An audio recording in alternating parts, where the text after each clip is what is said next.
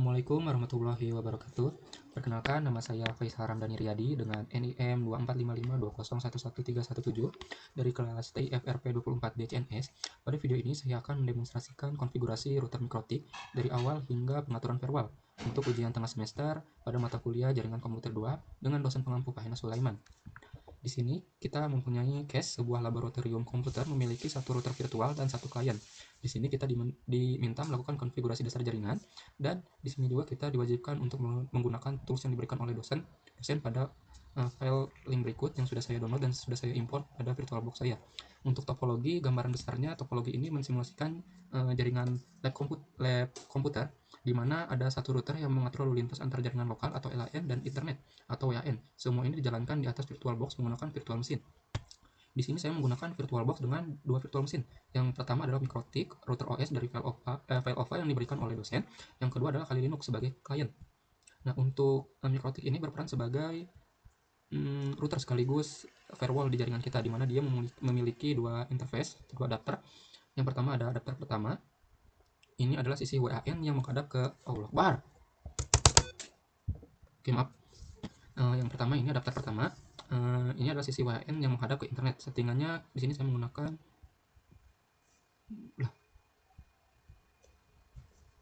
di sini seharusnya settingannya bridge adapter supaya Mikrotik bisa dapat IP dari jaringan rumah saya dan bisa akses internet sungguhan. Nah, untuk yang keduanya ini kita enablekan dulu. Ini internet network dengan nama internet saja defaultnya. Ini adalah sisi LAN yang terhubung ke Kali Linux melalui internal network bernama internet. Untuk selanjutnya di bagian Kali Linux-nya kebalik ya. Oke, Kali Linux di sini berperan sebagai klien. Dia hanya punya satu adapter, yaitu internal network dengan nama yang sama pada adapter 2 di Mikrotik OS ini. Itu internet. Artinya Kali Linux tidak bisa langsung internet. Semua traffic dari Kali Linux harus melewati Mikrotik dulu. Dan disinilah nantinya firewall itu bekerja. Jadi alurnya adalah Kali Linux meminta akses internet, request masuk ke Ether 2 Mikrotik. Mikrotik cek dulu lewat firewall apakah request ini diizinkan atau tidak diizinkan. Semisalnya diizinkan, baru bisa dapat diteruskan keluar lewat Ether 1 ke internet. Oke, di sini saya akan coba start dulu.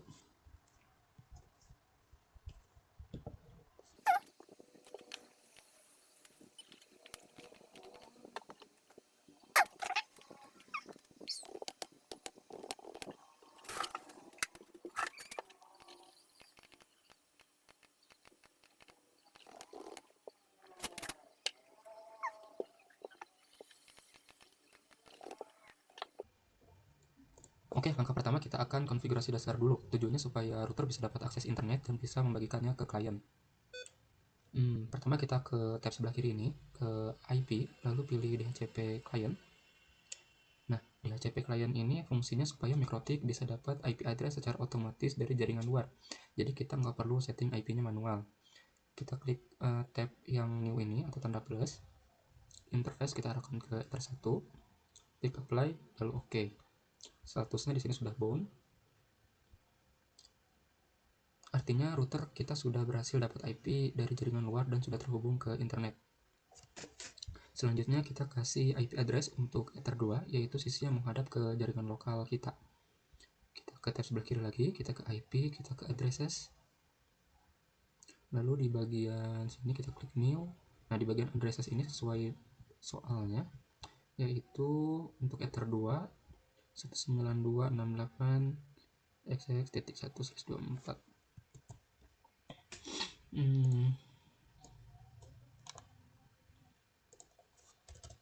Ini 17 kita isikan 192.168.17.1/24. Angka 17 ini sesuai 2 digit terakhir NIM saya. Lalu kita pilih interface, kita pilih Ether 2, klik apply, lalu OK. Ini nantinya akan menjadi gateway atau pintu gerbang buat klien untuk bisa keluar ke internet. Berikutnya kita buat DHCP server, ke IP, ke DHCP server. Fungsinya supaya Kali Linux sebagai klien bisa dapat IP address otomatis, jadi nggak perlu disetting manual. Lalu di sini kita klik DHCP setup, kita pilih DHCP server interface, kita pilih atau arahkan ke Ether 2 karena DHCP server ini akan berjalan di sisi LAN. Lalu ini kita klik next. Nah, sudah muncul, artinya DHCP server sudah aktif dan siap membagikan IP ke klien.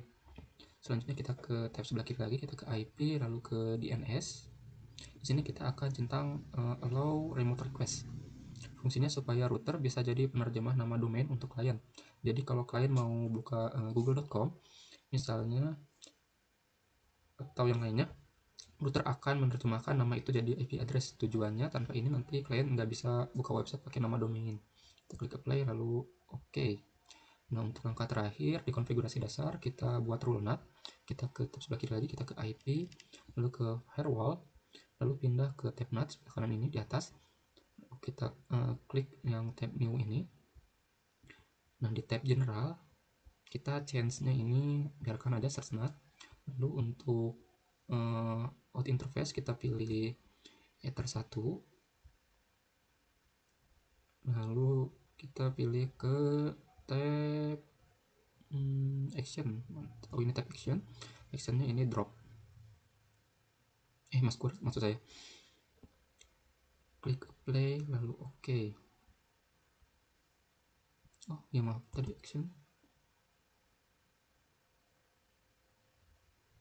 Oh, udah masuk. Fungsi NAT masquerade ini untuk menerjemahkan IP private milik klien menjadi IP publik milik router supaya paket data dari klien bisa dikenali oleh internet luar. Oke, sekarang kita verifikasi dulu apakah konfigurasi dasar ini sudah berjalan. Kita akan coba ke terminal Linux.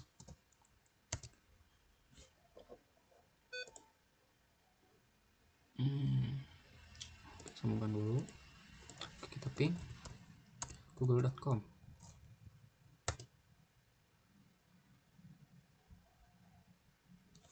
Bisa dilihat ping reply-nya, artinya klien sudah berhasil terhubung ke internet melalui MikroTik. Konfigurasi dasar ini berarti selesai. Sekarang kita masuk ke bagian firewall. Ke Winbox lagi. Sekarang kita masuk ke bagian firewall. Jadi firewall ini fungsinya sebagai pengatur lalu lintas. Kita bisa tentukan mana yang boleh lewat dan mana yang harus diblokir. Kita lihat poin pertama pada soal konfigurasi firewall. Yang poin pertama, blokir akses ping dari klien ke router pada jam 12 sampai jam 13.00. Rule pertama ini atau poin pertama ini kita akan memblokir akses ping dari klien ke router, tapi khusus hanya pada jam 12 siang sampai jam 1 siang. Di luar jam itu ping tetap bisa berjalan normal. Oke, kita ke tab sebelah kiri lagi. Kita ke IP, lalu ke firewall. Ini sudah terbuka. Kita pindah ke file ke tab filter rules. Kita ke new, lalu ke general. Input change-nya kita ubah atau kita pilih input. Change input ini artinya kita mengatur traffic yang masuk langsung ke router, bukan yang melewatinya. Lalu di protokol kita pilih yang ICMP. Pilih ICMP. Kenapa ICMP? Karena ping itu menggunakan protokol ICMP. Sekarang kita pindah ke tab extra. Di sini ada pengaturan time. Kita klik, lalu kita isi start time-nya. Sesuai soal tadi itu jam 12 siang sampai jam 1 siang. Untuk days-nya ini kita checklist semua. Oh ya, untuk tab action ini kita pilih yang drop. Kita apply, lalu kita OK. Ini terdapat keterangan inactive time karena belum waktunya gitu. Coba kita tes di terminal Linux. Kita ping ke IP router kita. Nah, ping masih replay di sini karena jam router sekarang belum masuk ke rentang blokir. Sekarang kita akan ubah jam router supaya masuk ke misalnya jam 12.30 siang. Kita ke Winbox, pergi ke tab sebelah kiri, ke sistem, ke clock, dan kita ubah. Misalnya tadi jam 12.30 karena masuk rentang blokir. Kita apply. Oke, ini juga bisa diperhatikan inactive time-nya juga hilang ya, berarti ini sudah masuk rentang blokir. Di sini kita coba masuk lagi ke terminal. Di sini kita coba lagi ping IP router kita.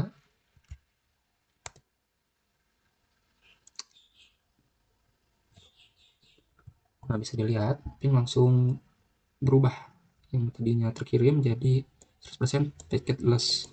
Artinya rule blokir ping berdasarkan waktu sudah berjalan dengan benar. Untuk poin selanjutnya yaitu kita diminta izin klien hanya bisa port 80 dan port 443. Berarti kita memblokir yang lainnya. Sebelum kita lanjut memblokir yang lain, ada satu rule penting yang harus dibuat dulu, yaitu mengizinkan DNS di port 53. Kenapa ini penting? Karena kalau DNS tidak diizinkan, nanti klien tidak bisa menerjemahkan nama domain. Akibat browser tidak bisa membuka website sama sekali meskipun internetnya jalan. Itu kita balik ke Winbox lagi, kita bikin rules baru, new di tab general. Ini untuk change-nya kita biarkan forward, artinya kita mengatur traffic yang melewati router dari klien menuju internet. Protokolnya kita pilih UDP 53 dengan destination portnya di 53. Lalu kita pindah, geser ke tab actionnya ini save aja, klik apply dan oke. Selanjutnya poin selanjutnya kita diminta blokir akses FTP port 21 dan telnet port 23. Ya. FTP ini protokol untuk transfer file yang berjalan di port 21, sedangkan telnet adalah protokol remote access yang berjalan pada port 23. Keduanya sudah dianggap tidak aman karena mengirim data tanpa enkripsi, makanya harus diblokir. Kita balik lagi ke Winbox. Kita klik new tab di atas ini. Di tab general, change-nya kita biarkan forward, protokolnya kita TCP. Di DST portnya kita isikan langsung sekaligus tadi 21 dan 23. Kita kan isikan 21 sekaligus menggunakan koma, 23 dipisahnya lewat tanda koma. Lalu pada bagian tab actionnya kita drop, kita apply, lalu oke. Nah, kita akan tes di terminal Kali Linux. Kita akan coba telnet 88.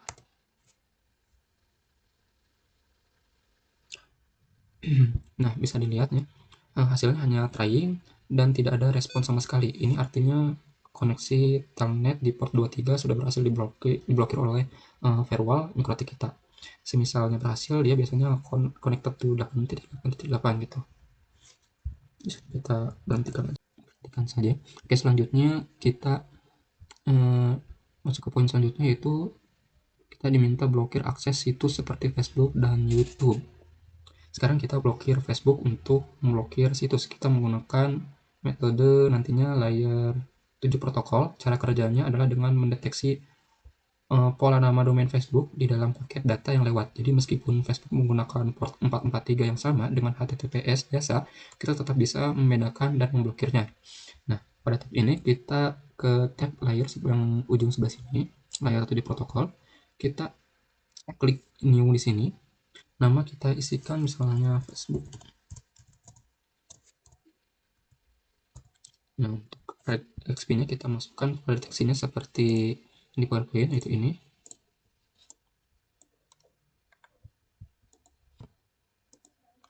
Kita apply, lalu oke.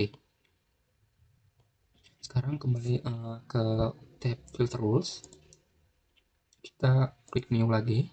Di general, change-nya kita biarkan forward, pindah ke tab advance, kita klik yang content. Kita pilih Facebook.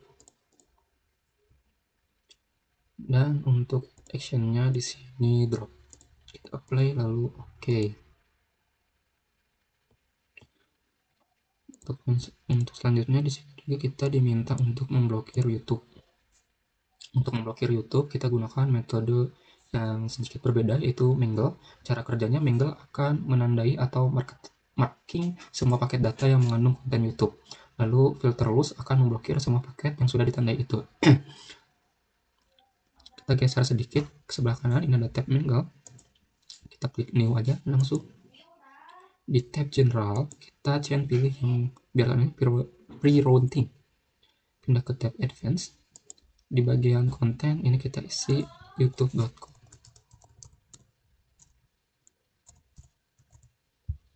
Ini yang akan dideteksi oleh Mangle. Misalnya kita pindah ke tab action, kita pilih yang add status address list. Kita pilih YouTube,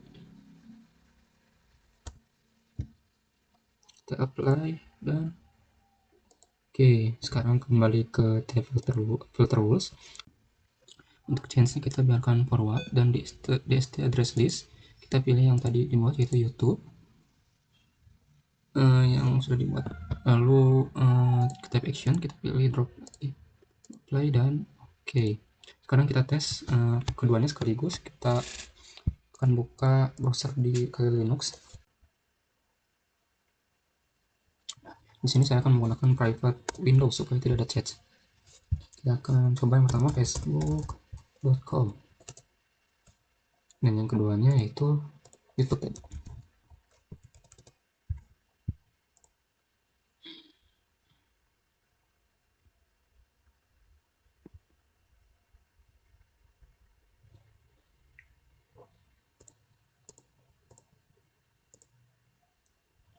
Loading, terus loading, dan akhirnya connection has time out. Berarti ini Facebook gagal dibuka. Untuk YouTube ini masih loading juga.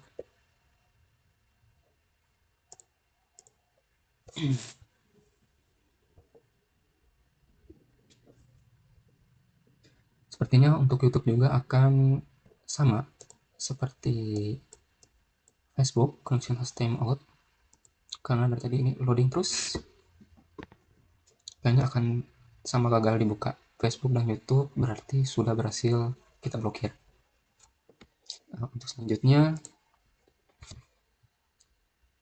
kita diminta batasi akses Winbox ke router hanya dari IP client, IP kita yang tadi. Sekarang kita ke rules yang cukup penting. Sesuai soal, klien hanya diizinkan mengakses port 80 untuk HTTP dan port 443 untuk HTTPS, tidak lebih dari itu. Pertama kita izinkan dulu jalurnya. Kita ke Winbox, klik new lagi di atas, ke tab general, change-nya kita biarkan forward, dan protokolnya ini kita TCP, ini sudah TCP di tab dan untuk DST portnya kita isi 80 80 433 dan di tab action kita actionnya set, apply, lalu oke. Nah, supaya syarat hanya port 80 dan 433 ini yang benar terpenuhi, kita perlu tambahkan satu rule lagi yang disebut dengan rule pamungkas atau drop all. Fungsinya memblokir semua traffic yang tidak sesuai dengan rule di atasnya. Kita new lagi, tab general, kita change-nya forward, tidak perlu diisi yang lain. Dan untuk tab action-nya kita ubah jadi should drop, klik apply, lalu oke. Nah, ini penting, rule drop all ini harus kita geser ke bagian paling bawah. Kebetulan ini sudah bagian paling bawah karena Mikrotik membaca rules dari atas ke bawah. Kalau drop all ada di atas, semua traffic langsung diblokir sebelum sempat dicek rule lainnya. Kita tes sekarang, kita coba buka browser lagi, masih loading ya. Kita coba google.com, atau misalnya kita tes https google.com.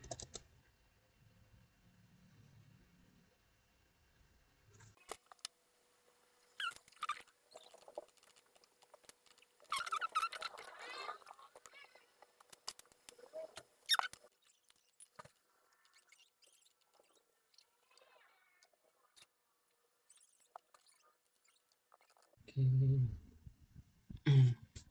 kita coba lagi ya. Untuk kita coba tes sekarang akses HTTPS google.com misalnya. Nah, berhasil terbuka. Sekarang kita tes juga yang HTTP google.com lagi aja. Oke, sini juga berhasil. Sekarang kita buktikan drop file-nya bekerja. Kita terminal, kita ping 888. Nah,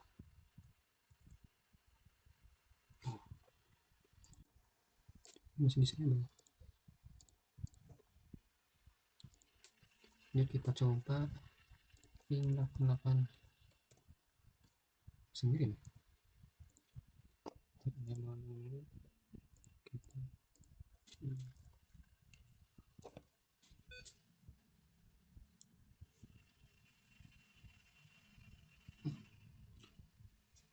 hasilnya ini request timeout yang mungkin ya 100% piket plus. Nah, karena ping menggunakan ACMP bukan HTTP atau HTTPS, artinya kalian benar-benar hanya bisa akses web, tidak lebih. Seperti langkah terakhir, kita akan mengamankan router dengan membatasi siapa yang boleh mengakses Winbox. Tujuannya supaya router tidak bisa dikontrol sembarangan dari luar jaringan kita. Kita kembali ke Winbox, kita ke tab sebelah kiri, ke IP, lalu ke service. Di sini ada daftar layanan yang sedang berjalan di router. Kita cari yang Winbox, kita klik 2 kali.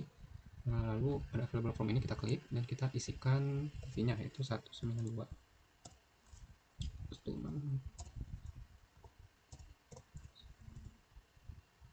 Play lalu oke, artinya Winbox hanya bisa diakses dari IP yang ada di dalam jaringan lokal kita.